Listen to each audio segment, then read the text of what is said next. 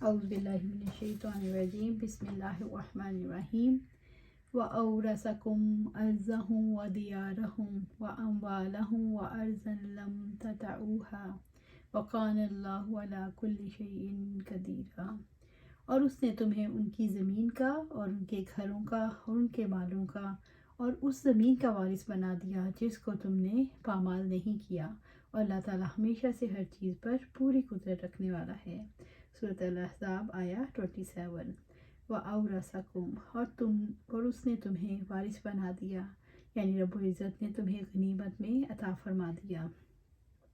ارضہم ان کی زمین کا، یعنی ان کی زرعی زمینوں کا، ودیارہم ان کے گھروں کا، ان کی رہائش گاہوں کو، واموالہم اور ان کے مالوں کا، ان کے منقولہ اور غیر منقولہ اموال، وارضا لم تطئوها جس کو تم نے پامال نہیں کیا، یعنی خیبر کی زمین کو۔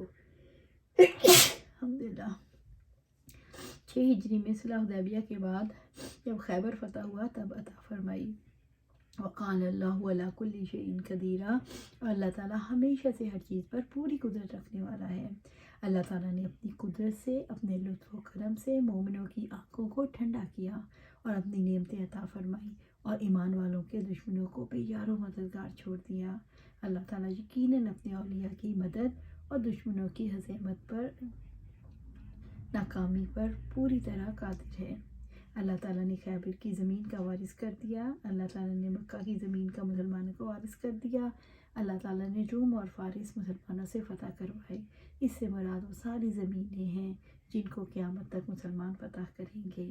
یا ایھا النبی قل لازواجک ان کنتن تردن الحیاۃ الدنیا وزینتہا فتعالین امتعکن واسرحکن سراحا جمیلا۔ اے نبی صلی اللہ علیہ وآلہ وسلم، اپنی بیویوں سے کہہ دو کہ اگر تم دنیا کی زندگی اور اس کی زینت کا ارادہ رکھتی ہو تو آؤ میں تمہیں کچھ مال و متاع دے دوں اور اچھے انداز سے تمہیں رخصت کر دوں۔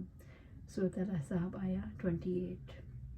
یا ایھا النبی قل لازواجک، اے نبی اپنی صلی اللہ علیہ وآلہ وسلم اپنی بیویوں سے کہہ دو۔ رب العزت نے نبی صلی اللہ علیہ وآلہ وسلم کو حکم دیا کہ آپ صلی اللہ علیہ وسلم اپنی ازواج سے کہہ دیں میں 2 باتوں کا اختیار دیتا ہوں، جس کو چاہو پسند کر لو۔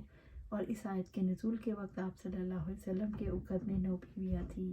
5 قریش میں سے سیدہ عائشہ، حفصہ، ام حبیبہ، سودا، ام سلمہ، اور 4 قریش کے علاوہ تھیں صفیہ، میمونہ اور زینب اور جویریہ رضوان اللہ علیہ اجمعین۔ ان کنتن تردن الحیاۃ الدنیا وزینتہا، کہ اگر تم دنیا کی زندگی اور اس کی زینت کا ارادہ رکھتی ہو، یعنی اگر تمہیں دنیا اور اس کی خوبصورتیاں لبھاتی ہیں اور تم دنیا کی زندگی پر راضی ہو اور دنیا کے نہ ہونے پر ناراض ہو۔ جابر رضی اللہ تعالیٰ عنہ بیان کرتے ہیں کہ ابو بکر رضی اللہ تعالیٰ عنہ آئے اور انہوں نے آپ صلی اللہ علیہ وسلم کے پاس حاضر ہونے کی اجازت مانگی۔ انہوں نے دیکھا کہ لوگ آپ صلی اللہ علیہ وسلم کے دروازے پر جمع ہیں اور کسی کو اندر جانے کی اجازت نہیں۔ ابو بکر رضی اللہ تعالیٰ عنہ کو جب اجازت ملی تو اندر گئے۔ پھر عمر رضی اللہ تعالیٰ عنہ آئے، اجازت مانگی، ان کو بھی اجازت دے دی گئی۔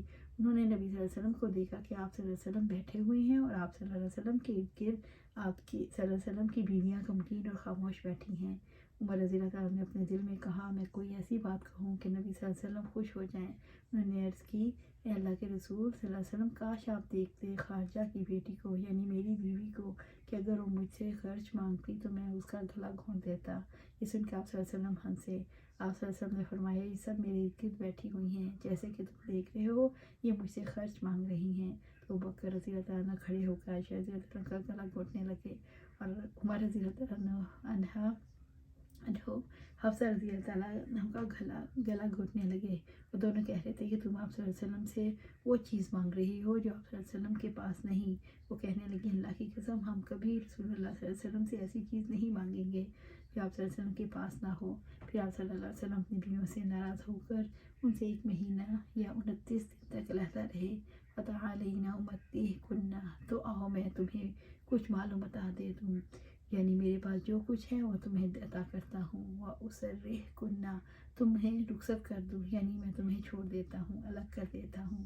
سراحا جمیلا، اچھے انداز سے، کسی ناراضگی کے بغیر خوش دلی سے میں تمہیں الگ کر دیتا ہوں۔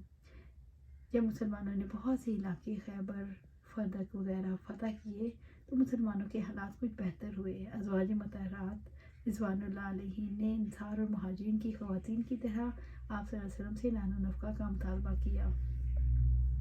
ازواج مطہرات کے اندر انسان ہونے کے ناطے انسانی خواہشات موجود تھیں۔ جب اللہ تعالیٰ نے رسول اللہ صلی اللہ علیہ وسلم پر فتوحات کے دروازے کھول دیے تو انہوں نے بھی آپ صلی اللہ علیہ وسلم سے مطالبات کیے۔ رسول اللہ صلی اللہ علیہ وسلم کی سادگی پسند طبیعت پر یہ مطالبہ ناگوار گزرا۔ آپ صلی اللہ علیہ وسلم نے بیویوں سے علیحدگی اختیار کر لی اور 1 مہینے تک یہ سلسلہ جاری رہا۔ اس پر اللہ تعالیٰ نے آیت نازل کی۔ آپ صلی اللہ علیہ وسلم نے سب سے پہلے عائشہ رضی اللہ تعالیٰ عنہ کا سنا کر اختیار دیا اور کہا کہ اپنے طور پر فیصلہ کرنے کی بجائے والدین سے مشورہ کر کے کوئی قدم اٹھانا۔ عائشہ رضی اللہ تعالیٰ عنہ نے فرمایا یہ کیسے ہو سکتا ہے کہ آپ صلی اللہ علیہ وسلم کے بارے میں مشورہ کر لوں، میں تو اللہ اور اس کے رسول کو اختیار کرتی ہوں۔ ازواج مطہرات رضوان اللہ علیہ نے اختیار پا کر صلی اللہ علیہ وسلم کو چھوڑنا گوارا نہیں کیا اور دنیا کے عیش و آرام کو ترجیح نہیں دی۔ علیحدگی کے اختیارات کے بغیر اگر علیحدگی اختیار کر لے تو پھر طلاق واقع ہوگی، لیکن یہ رجعی طلاق ہوگی۔ اگر عورت علیحدگی اختیار نہ کرنا چاہے تو طلاق نہیں ہوگی، جیسے ازواج مطہرات نے علیحدگی کی بجائے آپ صلی اللہ علیہ وسلم کو ساتھ رہنے کو اختیار کیا تو اس اختیار کو طلاق شمار نہیں کیا گیا۔ وَإِن كُنتُنَّ تُرِدْنَ اللَّهَ وَرَسُولَهُ وَالدَّارَ الْآخِرَةَ فَإِنَّ اللَّهَ أَعَدَّ لِلْمُحْسِنَاتِ مِنكُنَّ أَجْرًا عَظِيمًا، اور اگر تم اللہ تعالیٰ اور اس کے رسول اور آخرت کے گھر کا ارادہ رکھتی ہو تو یقیناً اللہ تعالیٰ نے تم سے نیکی کرنے والیوں کے لیے بڑا اجر تیار کر رکھا ہے۔ سورۃ الاحزاب آیت 29۔ آپ صلی اللہ علیہ وسلم نے ازواج مطہرات رضوان اللہ علیہن کو اللہ تعالیٰ، اس کے رسول آپ صلی اللہ علیہ وسلم اور آخرت کے گھر کا اختیار دیا۔ وَإِن كُنتُنَّ تُرِدْنَ اللَّهَ وَرَسُولَهُ وَالدَّارَ الْآخِرَةَ، اور اگر تم اللہ تعالیٰ اور اس کے رسول اور آخرت کے گھر کا ارادہ رکھتی ہو تو نبی صلی اللہ علیہ وسلم نے اپنی ازواج کو دوسرے معاملے کا اختیار دیا۔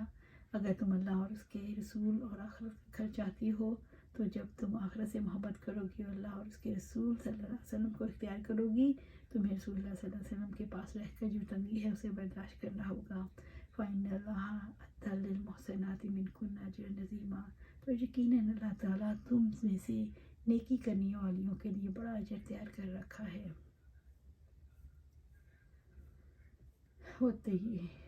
وَالطَّيِّبَاتِ لِلطَّيِّبِينَ وَالطَّيِّبُونَ لِلطَّيِّبَاتِ، اور پاکیزہ عورتیں پاکیزہ مردوں کے لیے اور پاکیزہ مرد پاکیزہ عورتوں کے لیے۔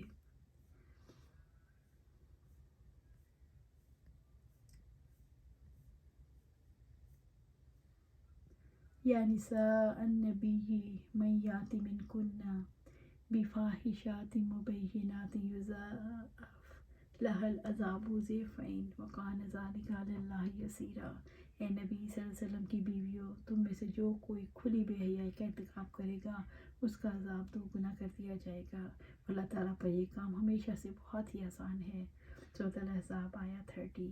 یا نساء النبی، اے نبی کی بیویوں، رب العزت نے ازواج مطہرات رضوان اللہ علیہن کو خطاب کر کے نصیحت فرمائی۔ اے نبی کی بیویوں، جنہوں نے اللہ تعالیٰ اور اس کے رسول صلی اللہ علیہ وسلم اور آخرت کو اختیار فرما لیا ہے، تمہارا معاملہ عام عورتوں کا سا نہیں، تمہارا معاملہ خاص ہے۔ من یات منکن بفاحشات مبینات، تم میں سے جو کوئی کھلی بے حیائی کا ارتکاب کرے گا، یعنی وہ اللہ تعالیٰ اور اس کے رسول صلی اللہ علیہ وسلم کی نافرمانی کرتی ہو یا کوئی بد اخلاقی کرتی ہو۔ ازواج مطہرات رضوان اللہ علیہن کے نامناسب رویے سے نبی صلی اللہ علیہ وسلم کو ایذا پہنچی تھی، اور آپ صلی اللہ علیہ وسلم کو ایذا پہنچانا کفر ہے، اس لیے انہیں خاص طور پر نامناسب رویے پر وعید سنائی گئی۔ یضاعف لها العذاب ضعفین، اس کا عذاب 2 گنا کر دیا جائے گا، یعنی 2 سزا دی جائے گی۔ وکان ذلک علی اللہ یسیرا، اور اللہ تعالیٰ پر یہ کام ہمیشہ سے بہت ہی آسان ہے۔ اللہ تعالیٰ کے لیے کوئی مشکل کام نہیں، اللہ کے لیے سارے کام آسان ہیں۔ ازواج مطہرات رضوان اللہ علیہن کا مقام اونچا ہے، سزا اس لیے ہے تاکہ مقام اونچا رہے۔ جس طرح آپ صلی اللہ علیہ وسلم سے شرک کا صدور ممکن نہیں، اسی طرح نبی کی بیویوں سے زنا کا ارتکاب بھی ممکن نہیں۔ یہ انداز خطاب تاکید مزید کے طور پر اختیار کیا گیا۔ اللہ سبحانہ تعالیٰ سے دعا ہے کہ ہمیں قرآن و سنت پر عمل کرنے کی توفیق دیں اور اس پر جمع دیں، اور ہمیں جنت الفردوس کے اعلیٰ مقام پر پہنچا۔ آمین یا رب العالمین۔